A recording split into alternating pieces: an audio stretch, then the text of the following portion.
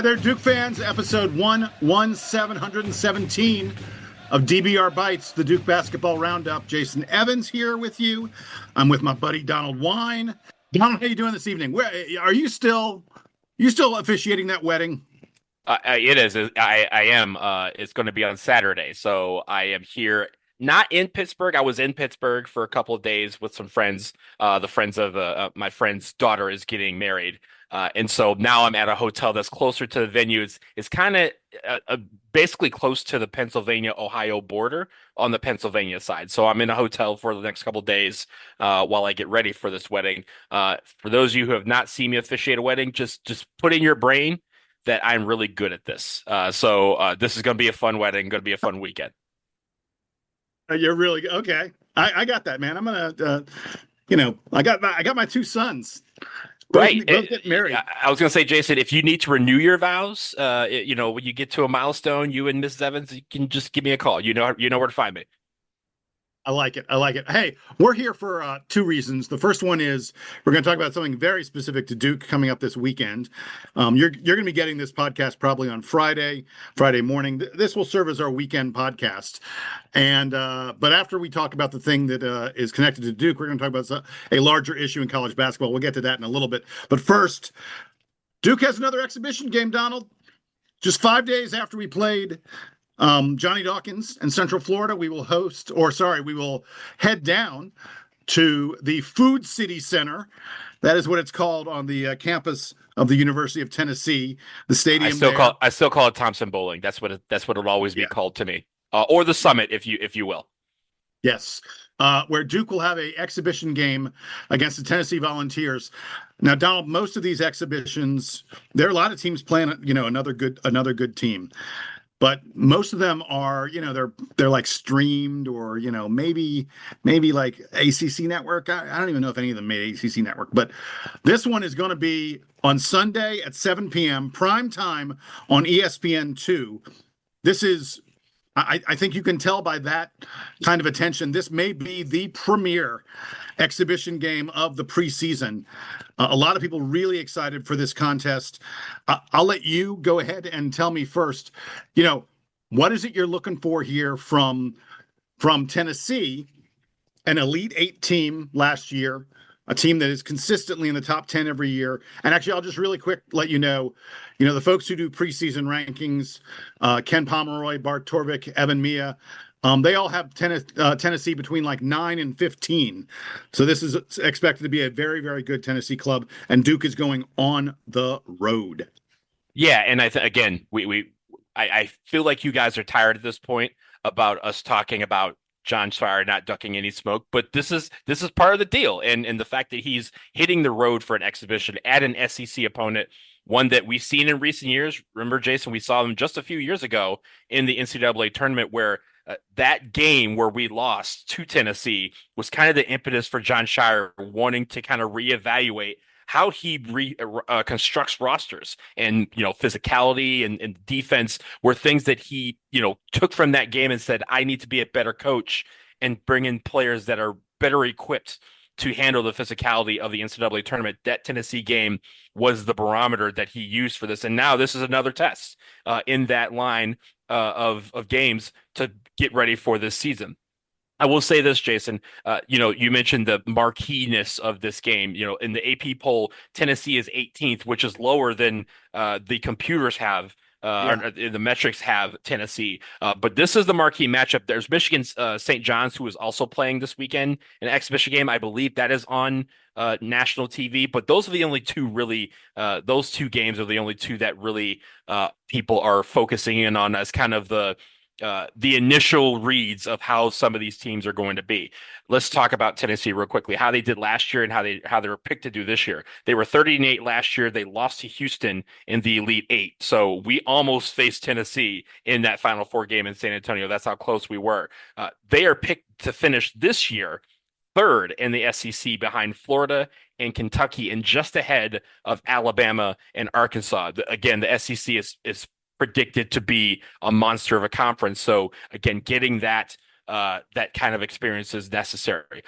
I mentioned Michigan earlier, Jason. The reason why I mentioned it is because Tennessee was actually supposed to play Michigan last weekend in a exhibition game. It was going to be their two exhibition games were going to be Michigan and Duke, but that was called off. So this is Tennessee's only shot at exhibition basketball, and of course, it's the final one for us before the regular season starts on the 4th.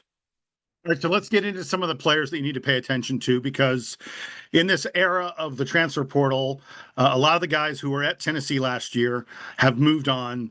Guys like Zakai Ziegler, the absolute elite guard that they had. It's a very new Tennessee team, but before I start naming names, in terms of style, they are expected to be very much like what we've seen from Tennessee for the past half decade or more. Very physical, very strong, going to play hard defense on you, make it difficult for you to do anything in terms of, getting into an offensive flow. I think this is going to be a really, really interesting matchup for a Duke offense that, even though it put up 96 points in the other exhibition, really, you didn't see a lot of nice flow. It was a lot of one-on-one kind of stuff from Duke, a little bit of passing, but Tennessee's going to make it really hard to score. In Tennessee, again, this is a reason why John Shire scheduled this matchup in the preseason, is, again, like UCF kind of played us the other night, they are going to be super physical. They're going to be in your face on defense. They're going to hand check. They're going to do those things that they can. And again, this is the exhibition, so they're going to try to see how close they can get. Yeah. Before the rest can call a foul, right? They need to test the fences, so to speak, if you watch Jurassic Park. But this is the physicality that they're going to bring. And again, it's a great test for not just the guys who are coming back who are in new roles, but our freshmen who are seeing this for the first time. For sure. All right, let's start with the guys who we think are going to be the starters for Tennessee in this game. And I'm pretty certain Jacoby Gillespie, the lead guard, the point guard who came over from Maryland, will be a starter for Tennessee. He was third team All Big Ten at Maryland last year. He's a senior. When these guys took advantage of the portal, and it was considered one of the better players available in the portal this past spring. Averaged close to 15 points per game, close to 5 assists per game last year at Maryland. Hit better than 40% of his three-pointers. An elite athlete. He's not big. He's only like 6'1", but this is a guy who knows how to get in the lane. He's tough to stay in front of. I really think, for a guy like, Cephas is going to be, he's faced guys like this before. Jacoby Gillespie is going to be a new animal, so to speak, for a guy like Caden Boozer. I'm really intrigued at seeing how Caden matches up with someone like this, who is probably the guy who you would figure would lead Tennessee in scoring. The other guy who's going to score a lot of points for them, I would bet, is Nate Ament. And if you recognize that name, it is because we talked about him a fair bit this past spring. He was a recruit, considered just behind Cam Boozer in the freshman class, a top 5 recruit. And, this is a guy that Duke was after. And supposedly he got into a fairly lucrative bidding war between Duke and Tennessee, a bidding war that Tennessee ended up winning. And look, no problem. Hey, go get your money, young man. I have no problem. And I'm not saying, by the way, that Nate Ament only went to Tennessee because of the check, but I am saying the check was big. The check was big, but also, Jason, I think we focused on him as far back as last fall. Remember when he was, it was him and Shelton Henderson and Caden Lewis and a couple other guys that we were looking at alongside the Boozer twins. And, the fact that Nate Ament, he delayed because he wanted to see how the transfer portal played out. And then he got into this bidding war that I don't think was expected to be as high as it ended up being, but it didn't clear the way, for him going to Tennessee. We got Dame Sarr. So, I mean, we feel like it's all's well that ends well. He got his, we were able to get Dame Sarr, and I think everything's going to be all right. Yeah, and just so you know what to expect from Nate Ament, he's 6'10", maybe even 6'11". I mean, dude's big, very, very long, but very, very thin. But you're going to see a kid with outstanding ball skills, ability to dribble, ability to pass and find his teammates, and really good shooting ability. Nate Ament is going to pull up from 3 at 6'10" and bury those shots in your face sometimes. I expect to see him matched up with Nick Hamenia a lot. I think that's a really interesting kind of matchup. Those are probably two guys that know each other. fairly well from the All-Star circuit, because they probably competed against each other like a number of times in All-Star kind of games. I also think it'll be interesting. I'm hoping Malik Brown plays for Duke because I could see Duke trying Malik Brown on Nate Emmett. I mean, that would be a really interesting matchup because the other big men for Tennessee, and I'll get into them in a second, probably aren't big offensive threats. Certainly not the way Nate Emmett is. So maybe you try Malik Brown just to see what he can do against a guy who figures to be, top 2 scorer for Tennessee. So I just want to make people aware we're recording this on Thursday night after the game against UCF. John Shire was asked about both Dame Sarr and Malik Brown, who of course didn't play in that game. And we mentioned Dame Sarr had the oblique injury and that it's probably unlikely that he's going to play just because he hasn't practiced yet. It was very interesting for Malik Brown. He said, quite frankly, he probably could have played, but we're just taking it cautious with him. He mentioned that he was going to test him in practice on Friday. So if you're listening to this on Friday, he's going to get probably a run out on Friday to determine whether he'll be good for the weekend. Let's move on with the other guys to talk about, and I'm going to get to the 2 big men. Their center, the man in the middle for Tennessee, is Felix Okpara. Okpara? I don't know. Something like that. Okpara. There we go. 6'11", 240. He's a load. Man in the middle. He's a big boy. Not a big offensive threat. He played a good bit for Tennessee last year, about 25 minutes a game. Only averaged like 7 points per game, 6.5 rebounds a game per so. What Okpara is a really, really good rim protector and defender. He's a guy who knows how to help his teammates. He knows how to stay in position. He gets up. He averaged almost 2 blocks per game last season. The year before he was at Ohio State, he averaged 2.4 blocks per game. This is someone who, and Donald, we talked about it. Duke had trouble with shots getting blocked, shots getting interfered with when we went to the rim against Central Florida. Central Florida had no one who was a defender like Felix Okpara. And I think that's a really interesting thing to watch in this game. The power forward's probably going to be Cade Phillips, 6'9", 220. These are grown men, Donald. These guys are strong. He was a bench guy for them a year ago, but they really expect that Cade Phillips could step up for them a good bit this season. He's also a fairly good shot blocker. The one thing I wonder a little bit on offense for Tennessee is Okpara and Phillips, both those guys, they're really going to stay around the basket. These are not guys who are going to go out to the perimeter and take shots and stuff like that. It could make the lane really crowded for them. And it could make it difficult for the Tennessee guys who want to get in the lane and get to the rim. They just could be kind of crowded with both those guys in there at the same time. I'm guessing the 5th starter for Tennessee is probably going to be Amari Abram. He's a senior. He has played at 4 different schools over 4 different years. Last year, he was at Louisiana Tech. Averaged about 12.5 points per game, shot about 37% from 3. But 2 years ago, he was at Georgia Tech. And I was like, really? I don't really remember him. That's because he barely played when he was at Georgia Tech. He only played in 10 games. Really, didn't have a significant kind of performance at Tech. But now he's gotten better in the past couple of years. And it looks like he's probably going to start for Tennessee as well. All right, I want to really quickly get to a couple guys on the bench. First one I want to mention is Amari Evans. By the way, you notice I said Amari Abram. They also have an Amari Evans. So if someone says, Amari, get that guy, 2 dudes are going to run over there. And they're spelled differently. So yes.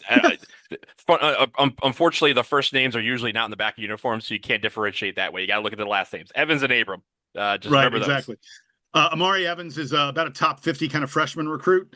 Has a reputation for being a good defender. I imagine he's going to, they're going to want to see what he can do against some of the offensive guys on Duke.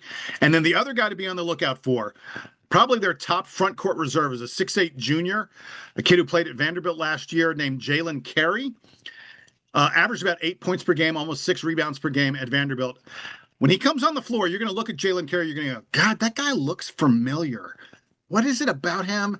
And then you're going to realize he looks just like Vernon Carey. Yes, Jalen Carey is Vernon Carey's younger brother. He's been at Vandy, and now he has moved on to Tennessee. And I think he's going to, you're going to see a fair bit of him in this game. He's a guy who they may try him on Cam Boozer a little bit to see if he can give Cam a little bit of trouble. Thanks. I hate it. I hate when brothers of former players come back to taunt us. So Sorry, Vernon, we got to hate your brother for 40 minutes of basketball on Sunday. All right, Donald, tell me a little bit about what you're expecting from Duke. Yeah, so Jason, I think we were talking about this earlier today, and it's hard to predict these preseason games, not just because there's no data on any of these players, but because of this era of college basketball. Everybody's different. Everybody's in different roles. And so for this team, even though we have a bunch of guys who have been in this kind of environment before, I want to see how Duke handles a road environment. Thompson Bowling is the third largest arena in Division One basketball. Thankfully, there again, another method to the madness of John Shire. We will go on the road to the number one and number two arenas, which is the Yum Center and the Dean Dome. So being in a big environment with a raucous crowd is preparing us for those, two of those harder road games that we're going to have this season in the ACC. Now, I also say this, Jason, for any game that you do on the road, whether it's preseason or during the regular season, I always say this: stay focused, stay ready, take advantage of the opportunities that you're given, but be prepared to create your own. I'm talking fast breaks. I'm talking second chance points. I'm talking open shots, mainly three-pointers as well. I'm talking momentum. There is going to be opportunities for Duke to go on a run here during this game. There's going to be opportunities for them to stave off a Tennessee run. They need to take advantage of those opportunities because at home, we can generate as much momentum as we need to win the game. That's why Cameron's so special. But when we're on the road, we don't get those opportunities. So you have to somehow, when they present themselves, you take advantage of them. And you also, if they don't present themselves, you kind of have to create them. And I think the one thing that younger teams have difficulty with in the early part of the season is creating momentum on the road. We are going to have a lot of tests in road games and neutral sites. So we need to be prepared to figure out how to generate energy when we are walking into someone else's gym. Jason, you mentioned the bench and how Tennessee traditionally has a lot of guys that come off the bench and a lot of guys that can generate offense off the bench. I'm looking to see what our bench scoring can do because at times last year, we relied a lot with our from our starters, right? And rightfully so. Our starters were amazing, and it kind of took the pressure off of the bench. But this time around, I feel like with such a balanced attack between the starters and the guys coming off the bench, I want to see how balanced it is. I want to see those bench guys coming off the bench, looking to create offense, looking to make a statement about the fact that they should be in the rotation, and when they are on the floor, that there's no drop off from when the starting five is on the floor. And the final thing I have is this. It's easy to say this now, and it's never going to be a perfect game, but you want to strive to make good decisions on every position, both offense and defense. This is a level up. Like UCF is a Big 12 school, but Tennessee is one of the top, as we mentioned, one of the top 15 teams in the country. This is the level up. So the game has to elevate to the next level because after that, we are only facing, it feels like, teams that are in that upper echelon of teams in college basketball. And we need to make sure that our level matches the intensity that is going to be present on the floor on Sunday night. All right, Donald. So I got two other real quick things to note about this game. The first one is I went on StubHub. I looked around a little bit. I'm like, I think this probably is a why did you do that? Why? Yeah, I know. Yeah. you hate everyone's wallet. I'm like, I wonder if, does the Tennessee fans, is this like a really big deal for them getting Duke in their house? The answer is yes. They got Jason. Sorry. You hit that jarble again. I don't know why. It was doing great since then. Start right when you were saying about the tickets. It started to the ticket prices. So I wanted to see if this was a big deal for Tennessee fans. Do they really want to? How much do they want to get into this game? And look, I want to be clear. This is a huge arena. Donald, you said this is a big house. They have, a 100 section, a 200 section, and a 300 section. So I think it's 23,000 seats. So yeah, it's big. Yeah, if you go in zone of the 300 section, you can get tickets, for 25, 30, 40, $50. But if you want to get down, 10, 15 rows from center court, 600, 700, I found one set of tickets, 22nd row, 22nd row, $1,100, almost $1,200 per ticket. Now, I don't know that those tickets are going to get bought by anybody, but they also might be a club, right? Like there might be some sort of suite attached to that. I don't think so, because I'm looking at other tickets in that area that are only like $700. Maybe they're sitting next to somebody great, like Burt Reynolds. Yeah, exactly. There's some Tennessee fans that think that this is a really, really big deal, and they're trying to cash in on this game a little bit. And apparently there are Tennessee fans out there willing to pay a pretty penny to get to see Duke in their house. And then the other thing I wanted to mention, Donald, we talked earlier about Nate Ament and Duke versus Tennessee, the recruiting battle. Well, Darren Rippey is going to be in attendance. Darren Rippey is the top point guard recruit in the country. This is the kid that everybody says, everybody in high school, this is the best point guard. And Tennessee is in hot pursuit of Darren Rippey. He's going to be coming to this game. You know where Darren Rippey was just a few days ago? He was in Cameron Indoor Stadium. He attended Duke's game against Central Florida. I mean, he could probably just fly on the plane with the Blue Devils to Tennessee. He's basically going the exact same route. So it's going to be very interesting to see. Darren Rippey already visited Duke. He sat right next to Nina King and Rachel Baker. That was it. Rachel Baker was the one I saw him sitting next to. He was in the stands with the crazies. They gave him the little baby. He was waving the baby around. Darren Rippey appeared to have a really good time. His father posted a note on social media about how much they love their trip to Duke. It's a big time recruit. And he's going to go right from watching an exhibition in Durham to watching Duke play at Tennessee.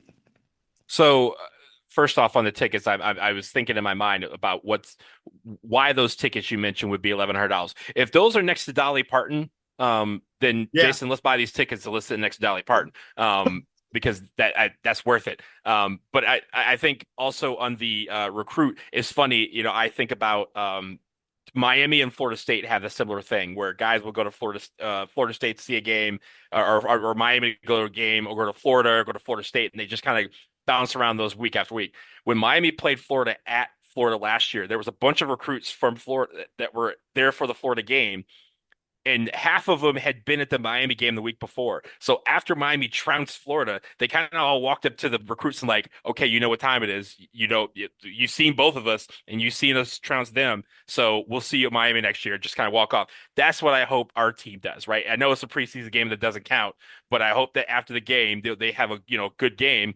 And then after the game, they can go up to Rennie and go, hey, you've seen us, you've seen them, you've seen us play them.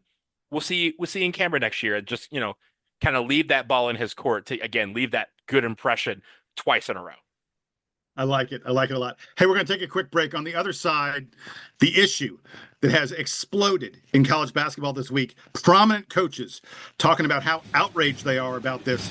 We'll tell you all about it in just a moment.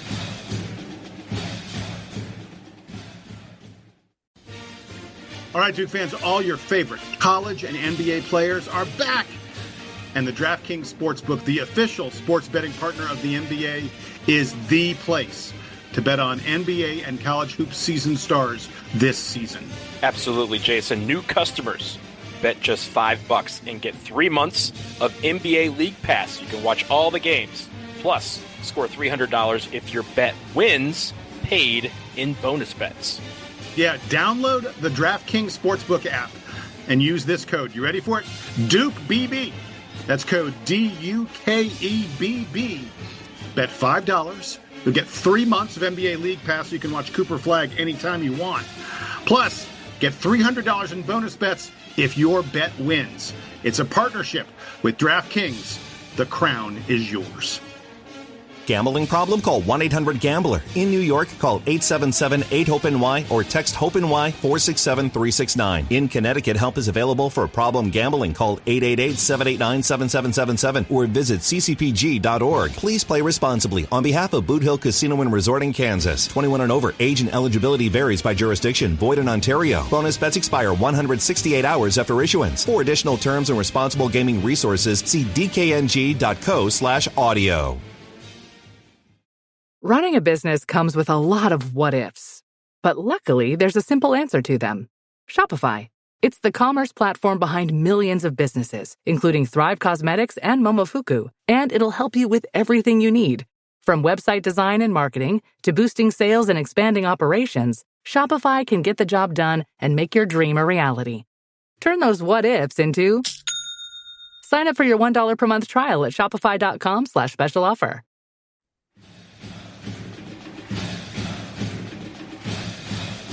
All right, DBR podcast back from the break. Jason and Donald here with you. And on Monday this week, there was a guy who plays in the G League named London Johnson who announced that he would be committing to Louisville. Now, he's not going to play at Louisville this year. He actually said he's probably going to arrive on campus next semester, like in December. December, January semester, but he's not going to play right away. He's going to wait, and then he's going to play for Louisville starting next year with the 26-27 season. At least that's the plan at the moment. The reason this is controversial is because London Johnson played in the G League. This is literally a guy who decided he was a four-star recruit. He was a pretty good recruit. And he decided, I'm not going to go to college at all. I'm just going to go directly to the pros. I'll play in the G League. Then I'll be available for the NBA draft.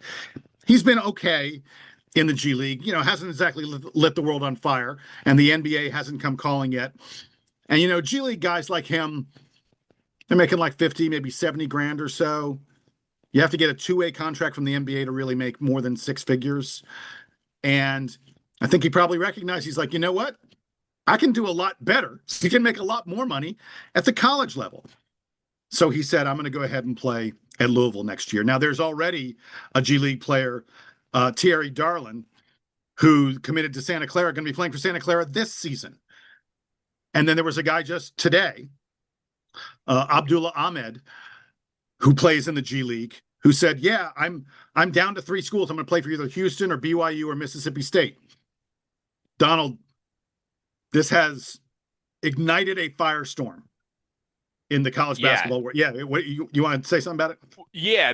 Before we get to the firestorm, because I think the firestorm part is important, I think it is also important to outline what the NCAA has kind of said about this to make this possible, because it kind of fell under the radar until London Johnson committed, and everybody was like, I think Jason, I sent it to you, and Scott was like, we're recruiting G League players now. That's what we're doing. But the reason why is because, first of all, the NCAA has determined that players who play in the G League, if they're within 5 years of their high school graduation, are still eligible to play in college. The main factor would be if they've gone through the NBA draft process, then they are no longer eligible by being in the G League. But the other thing, Jason, you mentioned is he played for G League Ignite.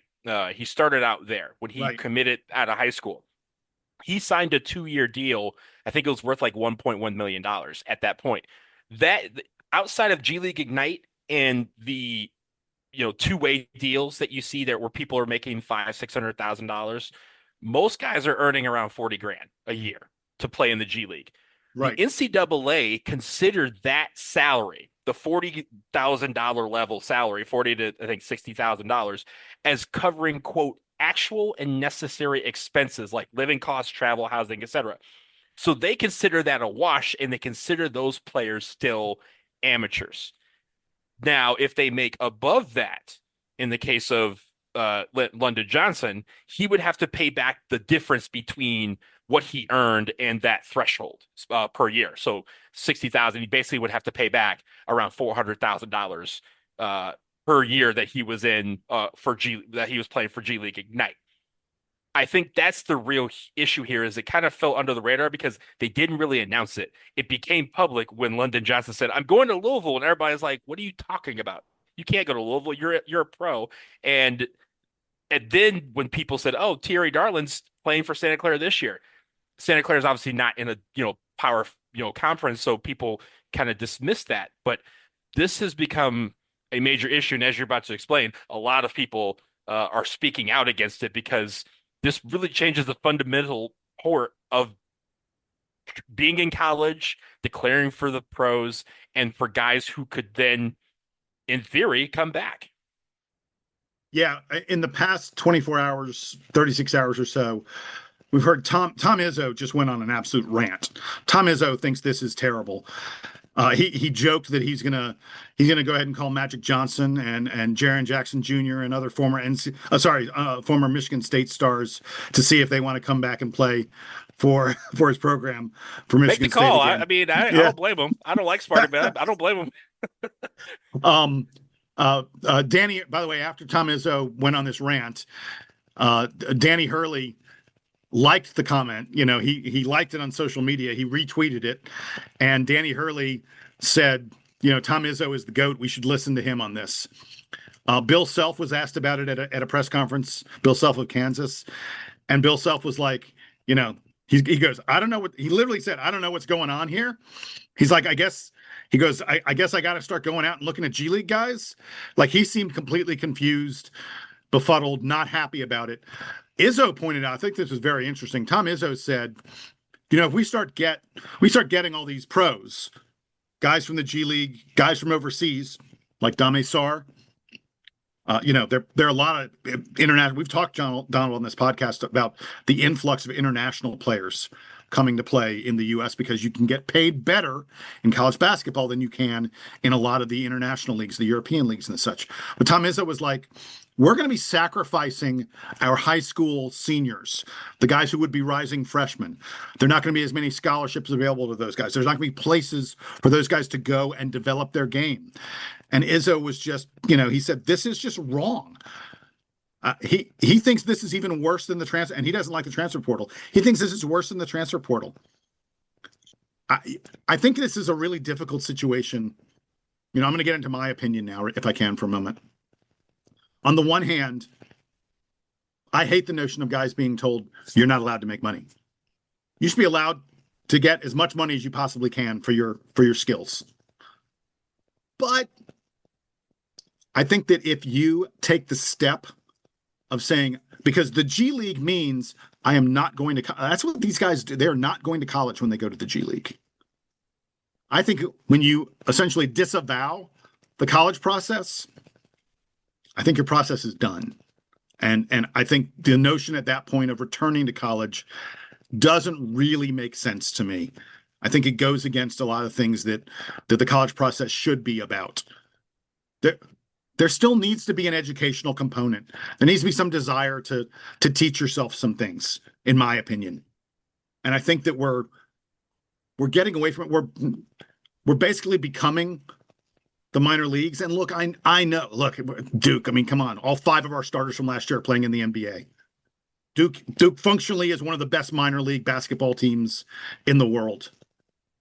But God, can we just preserve a little bit of the notion of these folks being students, of them going to classes, of them being a part of the university experience, of them being taught things about life that matter? Because I really worry that when we open this up more and more to pros, and by the way, I'm not entirely, look, I love having Dame Sarr on our team. I'm not entirely thrilled about all these European pros coming over either. I think that also flies a little bit in the face of what we're talking about here. So mark me down as someone who's opposed to this. So I'm Jason, I'm going to say something, and I want people to not take it the wrong way. For the first time in a long time, I actually see what the NCAA is trying to do in this, but in true NCAA fashion, instead of gradually rolling the toothpaste out of the tube, they are splatting it all over the wall. And I think that's the real issue here for me is I don't necessarily mind that pros are able to come, because we've had it in other sports, right? We've had guys who are, you know, players who are pros in one sport play college sports in another sport, in another discipline. And I know this is different. Trajan Langdon famously played baseball every summer. A bunch of guys played baseball. I'm thinking of even like Jeremy Block was a Olympic skier and then played college football, and they tried to deny him the right. He had to pay back some, you know, sponsorship money and you know, do a bunch of stuff just to be able to play college football for a couple of years. We've also had guys who had whole careers and have played college football when they're 30, when they're 50. We've had guys who were bankers on Wall Street and played and made millions of dollars, and then they came and played college football because they went back to school. So we have these things here, and I think the problem is just really quick. I think that's very, very different. I mentioned the top, it was different. I mentioned the top, all those is different, but yeah, they all funnel into my point that the NCAA does not know what the heck they're doing. Again, this could have been nipped in the bud if they had said, this is the rule, this is what we're looking that you guys can do with regards to G League players. Here's who's eligible. Maybe here's a list of guys that are currently in the G League that might be eligible to return to college if they do the following things. They didn't, right? We learned about it through some guy saying, I'm committing to Louisville, and someone's like, how? And he goes, oh, the NCAA said I could do it. When? Like, that's the point for me, is that the NCAA once again has kind of said, we don't want a lawsuit here. We're just going to let them do it. And because of that, we now are about to have another segment of the Wild West, because I know Izzo's talking about the fact that, and again, this is not against Izzo and Bill Self and Danny Hurley are talking about, no, absolutely not. This goes against the fabric of college basketball. But Miradilla has narrowed his college down to 3 schools. And you know what that means? Narrowed. That means there were more than 3 schools that wanted him and that were actively recruiting him. So some coaches may have this, line in the sand here, but there's clearly other coaches who are like, yo, if I get this player, maybe this will help me keep my job, because they're trying to make money too. And so I think the NCAA once again has to be very clear about what these rules are and where the line really is in that sand, and make it concrete, make it a line in the concrete, because I don't see this ending well. And it's not anything to do with the players. I honestly think that players in the G League are making less than players in college now. I think that's the reason why they're having this reverse recruitment, right? I said it was kind of a reverse recruitment now, because they're like, wait, I can't make my money here, so I can go back to college and do this, right? And all they needed was a yes, or even a maybe, or even a we'll think about it, because now they're coming back. But I think at the end of the day, the NCAA has painted themselves into yet another corner, because they have done this without broadcasting it, and without any semblance of structure to it. And I think in the absence of structure, that gives teams grounds to do what they want with it. And, for example, can we call back Trevor Keels, DJ Stewart, Marquise Bolden? Where's the line drawn? But because they went to school and left, can they come back? Because, if Sean Livingston, for example, right, or somebody who did not go to college but didn't go to Duke, can we call them back? Do they have eligibility now? Right? Because it used to be where some guys would play 4 years of football and then play 1 year of basketball because they had eligibility in basketball left. We had Reggie Love do that, right? Reggie Love played both football and basketball. Yeah. Once he exhausted his eligibility, he went back to the other. So can these guys come back because they all have eligibility? Does LeBron James, can he retire and go play with Bryce at Arizona? It's funny, but that, again, there's no line here. And I think if you don't create a line, then people are going to draw their own. And I promise you, if they say, yeah, you can recruit anybody because if it's not the G League, now it's the G League. Now the next step is going to be, hey, that guy who is the 15th man on the bench of the NBA roster, don't send him on a 2-way contract, send him to us for a couple years. And then you retain as long as you need to retain the rights. And if the NBA goes for it, game on. So you said the key word a moment ago when you said the word lawyer. The NCAA, the reason this is happening is because some lawyer said to the NCAA, my guy's eligible, right? Or is there a lawsuit here? And the NCAA is terrified of any lawsuit. And so the NCAA folds like a cheap suit.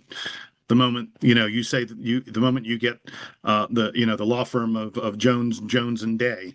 It wasn't even, Jason, it wasn't even a lawsuit, right? I'm a lawyer. It wasn't even a lawsuit. It was probably a lawyer just the threat. Yeah. Or even here's the thing, because everybody now has agents, it probably wasn't even a lawyer, because agents can be lawyers, but I think it was probably some agents like, so my guy can come. I'm registered agent with the NCAA. And I got this guy in the G League who's not playing. He could go to college, right? And they were like, you know what? Sure.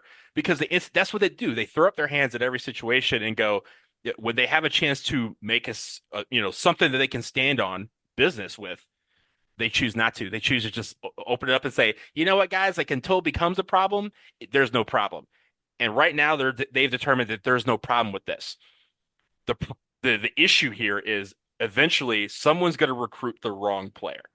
And that, like, they're going to go after, somebody, like they're going to go after, I'm saying this jokingly, but they're going to go after Thanasis Antetokounmpo, right? Who is not built for the NBA, but if you put him in college right now, he's going to dominate. He's going to get 15 and 10 because he's, an NBA, jack player who has a ring. So I think that's the issue here is the NCAA could have decided to make this a stringent rule with real boundaries, but they chose not to. And now we're starting to see the faucet really start to turn on here very quickly. And that's how we found out that we were in a flood. Yeah, really quick, and then we can wrap this up.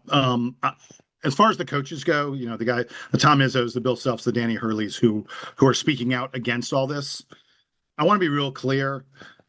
If the next kid to come out of the G League commits to Kansas, Bill Self is not a hypocrite. If Tom Izzo takes one of these guys, he's not a hypocrite. Coaches have to take the best talent they can. Whatever the rules will allow. And they have to play with the rules. Yeah, what the rules will allow. I'm sorry. Whatever the rules, exactly. Whatever the rules will allow, they need to do because they need to win. Mm-hmm. You find me a coach who says, I'm going to be pure as the driven snow. I'm going to do everything exactly morally. I'm not going to, take advantage of these loopholes the NCAA has made. You find me that coach is going to be unemployed in a year or two. So I'll tell you where that coach is going to be. He's going to be calling games on the ACC Network Extra. Exactly. That's how they end up. Yeah. So I don't blame the coaches one bit.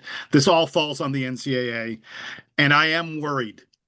You talk about the faucet being open. I'm worried that we're rapidly moving toward a time where college basketball just doesn't at all resemble what it has been for a long, long, long time.